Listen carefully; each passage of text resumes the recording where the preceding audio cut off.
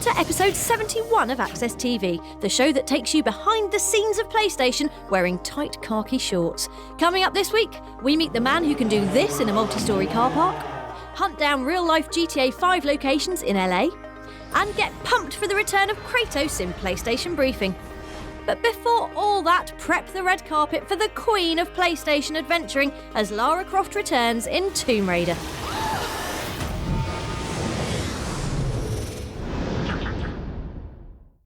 Lara Croft. Say the name and I guarantee you're thinking about twin pistols, tiny hot pants, and epic...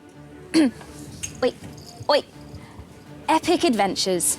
Well, in this latest outing by Ms. Croft, she's swapped the thigh pistols for a bow, the pants for sensible khakis, and the adventure, well, that's still as epic as ever. Also, when I said the latest outing, what I actually meant was the first. You see, developer Crystal Dynamics has taken us back to the beginning of Lara's illustrious archaeology career, so we can see how the young, naive teenager became the kick-ass adventurer we know and love. I hate tombs.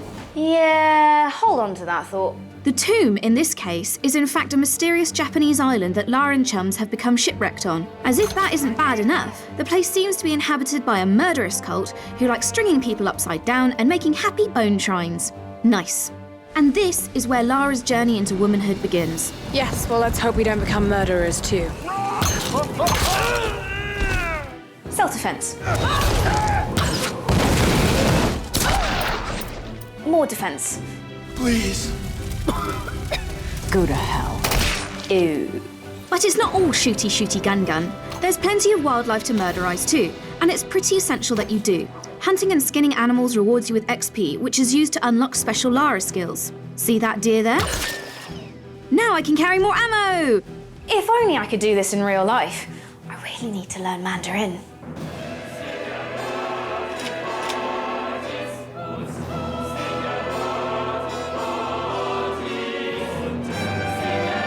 Oh, fine, have it your way. By collecting salvage, see smashing up boxes or rummaging through lock crates, you can upgrade your weapons, making you even better at savaging the wildlife. Hello, Mr. Wolf. While Tomb Raider purists may roll their eyes, these new systems play a key part in surviving this harsh environment, something that's quite hard given just how unforgiving this island is.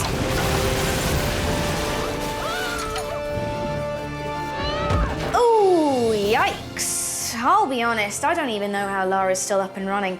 I can't even handle a bump to the knee without taking a sick day. Oh.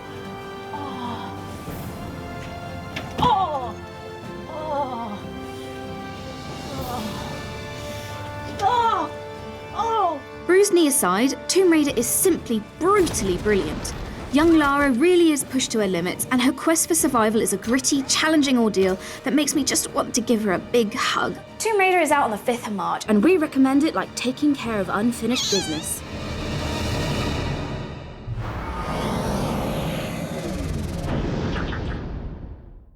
At ease, new soldiers, it's time for this week's PlayStation Briefing. Still top of the agenda buzz-wise is last week's big announcement. Here's how the team reacted to the news. Oh God, someone else react to the news, please. For me, the share button was the huge thing, the ability to take bits of gameplay, these one-off moments where I've done something that isn't rubbish, and to send that to people, that's going to be amazing. For me, the biggest surprise was Blizzard coming out and swearing allegiance to Sony. Not just because it means we finally get to play Diablo 3, but also because the future implications for gaming are huge. For me, it was the games. What amazing looking games. Not just next-gen graphics, but next-gen ideas. Killzone, Drive Club, the new Media Molecule IP just looks amazing. And if that's not enough excitement, how about a reminder that God of War Ascension is hitting PS3 on March the 15th and looks utterly amazing. Plus, is it just us, or is Kratos looking almost nice? Is he nice? Well, when our E3 demo, we showed him saving a guy. That was the first, you know. So he's a little bit more nicer this game. He's not going to kill for no reason, I guess.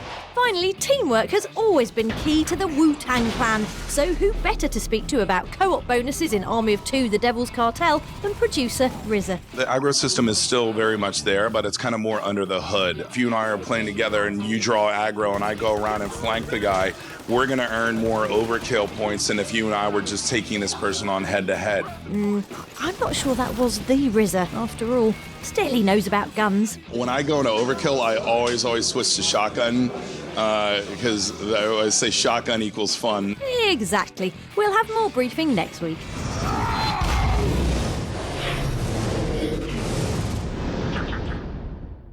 Ready the pipes, Mother. Let's take a look at everything worth downloading in this week's On the Store. First up, a light bit of metropolitan devastation in extraterrestrial city stripper Demolition Inc. This top-down puzzler is all about exploding cars, tearing down buildings, and setting off destructive chain reactions from the safety of being in the sky. The idea being that you're an alien demolition man charged with clearing space on the Earth who just happens to really enjoy his work. Even more destructive than blowing up half the world is, of course, spending 5 minutes as truck-throated angerball Kratos in God of War. And that's just what you'll be able to do this week, with the release of a demo for his latest spree of glorious violence, God of War Ascension. We've played it, it's brilliant, get downloading. On very much the opposite side of the cute/catastrophic divide is Little Big Planet 2 Extras Edition, a repackaging of the awesome creative platformer that's stuffed with brilliant DLC, like the cross-controller pack for PS Vita hookups, the Move pack with extra content designed for the Move motion controller, as well as the amazing Muppets Premium level kit, and a ton of costume packs. It's the biggest, cutest version of LBP2 ever, and you can get it right now. And finally, arriving on PS3 this week to the celebratory noise of AK-47s fired into the sky and swear words you didn't even know existed, is the Black Ops 2 Revolution map pack, the first of the game's planned course of DLC that includes 4 new regular maps and a zombie-specific map too. And you thought you were bored of war. That's all for now. We'll have more from the store next time.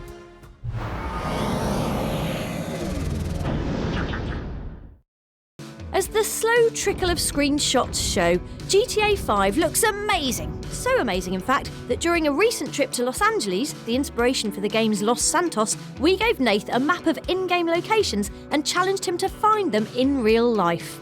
On a bike. Through LA's notoriously friendly traffic. Here's how he got on. Because I'm at Venice Beach. I'm counting this one as a score. I've fallen over once on the way here. So here I am, this is my second stop. I'm at the Federal Building. That ride was unpleasant. I'm at the Beverly Hills Golf Course. We weren't quite sure which of the golf courses the game had been taking from. The view of downtown convinces me that it's absolutely this one. I can't help but notice it's up a really, really big hill. So I think in the game, from the screenshot, you're actually at the back of the observatory, and that's where you see the Hollywood sign from. I'm inspired. Right, this is the last one. I'm up on the roof of the Griffith Observatory, and take a look down here. It's all perfect, so I'm counting this as a victory. If I had to pass on any advice to anyone who's planning to come searching for GTA 5 locations, don't do it on a bike. Hire a car or get a cab.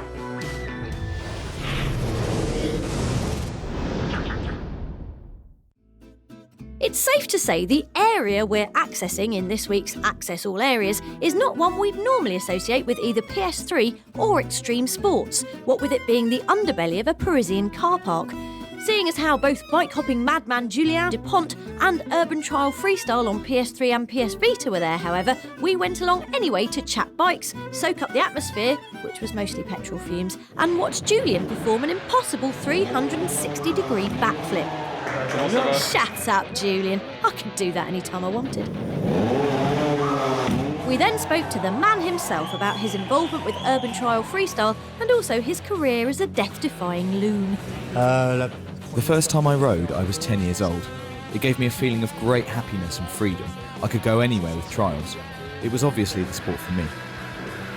J'ai eu quelques soucis un peu avec la police, comme à Mexico. The police are always stopping me because I go too fast. I had some trouble with the police in Mexico, but I paid them off and it was fine.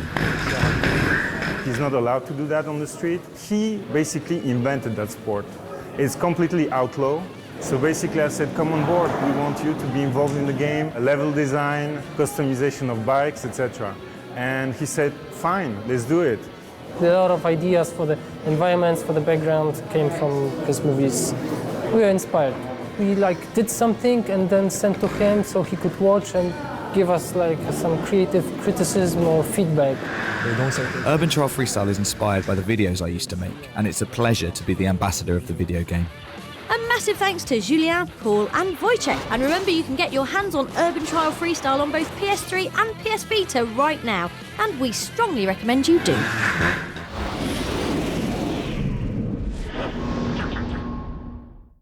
Shh! Before we go, we've got a huge secret to share. We've managed to get hold of a working prototype of the powerful cloak and armour nanosuit showcased in brilliant shooter Crysis 3. Oh, OK, it's just a snuggly onesie, really. It's something we forgot to tell Rob.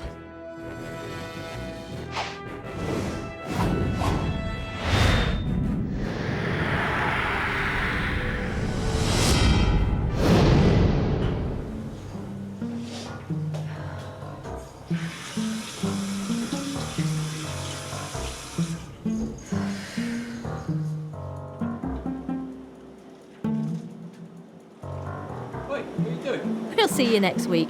But will we see Rob? Hey, Rob. Morning, Rob. Yes. Yes, we will. You idiot.